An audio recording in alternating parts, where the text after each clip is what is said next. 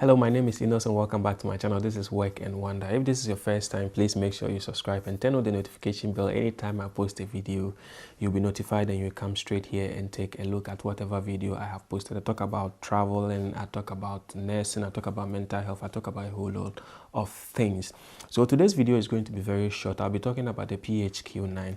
I posted a video on the assessment station in my mental health series and people were asking me about this particular tool that we used in the depression phase, and I want to just swiftly talk about it. So the PHQ9, which is also known as the Patient Health Questionnaire, is one of the tools that you use in your depressive phase in the assessment station, and it's a very simple tool. This is a tool that was developed by 4 people in the year 1999.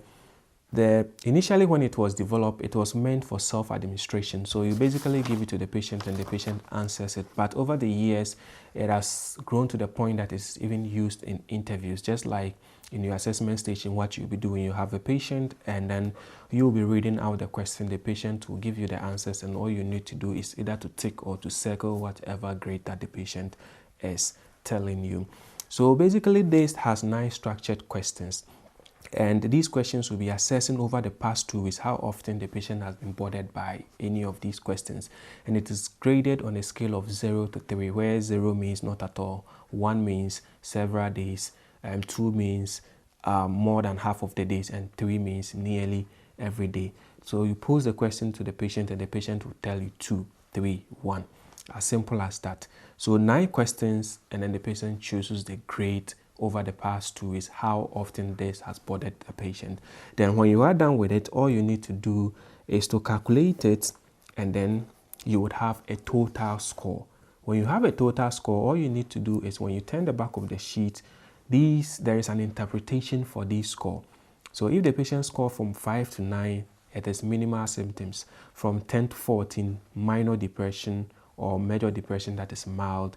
And then 15 to 19, major depression, which is moderately severe. And then if it is more than 20, then you have major depression, which is severe. So that is basically all that we are doing with the PHQ9. And one of the importance of the PHQ9 is also that it basically pinpoints the risk factors that your patient have. For instance, there is question on sleep, there is question on appetite, there's question of self-harming. So in case the patient scores a 3 for sleep, a 3 for poor appetite, and then a 3 for self-harming, you need to probe further. In fact, when you are done with the calculation and you tell the patient, I have calculated your PHQ9 score and you have a score of, let's say, 20 or 21, which gives a provisional diagnosis of major depression, which is severe. You've now told the patient the provisional diagnosis. Now you have to delve into some of the components. You say that I can see that you've scored a 3 in sleep, you scored a 3 in appetite, you scored a 3 in self-harming. Can we probe further?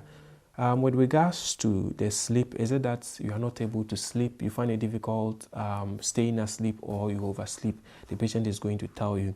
With appetite, is it that you don't have appetite at all to eat, or you just choose not to eat? The patient will probe further or will tell you more. With the self-harming, do you still want to self-harm yourself? Do you have a plan? The patient is going to tell you all this, and these will be the risk factors. And aside that, the risk factors will also subsequently point to problems which you will need in your planning stage. So for instance, if you have problem of poor appetite, here what it will mean is that the patient is at risk of malnutrition. If there's a problem of sleep, then the patient is having sleep difficulties. If there's a problem with self-harming, or the patient score 3 for self-harming and even have a plan and all of that, then you also have risk for self-harming. And these are individual problems which you can use in your planning stage to draw your care plan.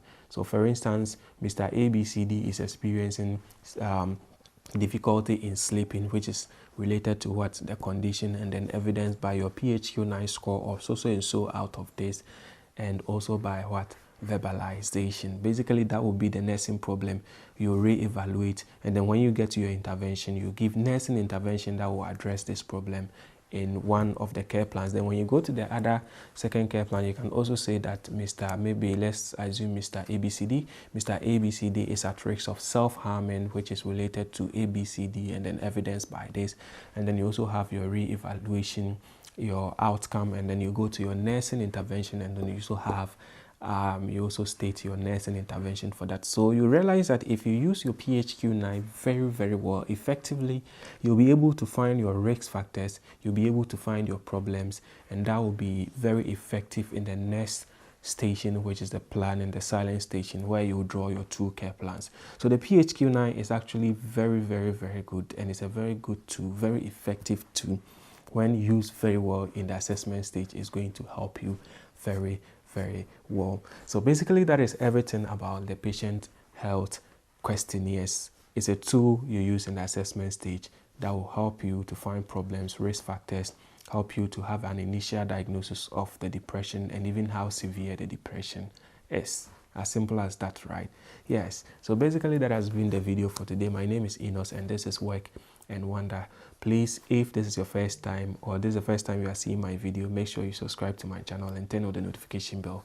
And if I post a video, you'll be notified and you come straight here and take a look at the video. Until I see you in my next video, it's a bye for now.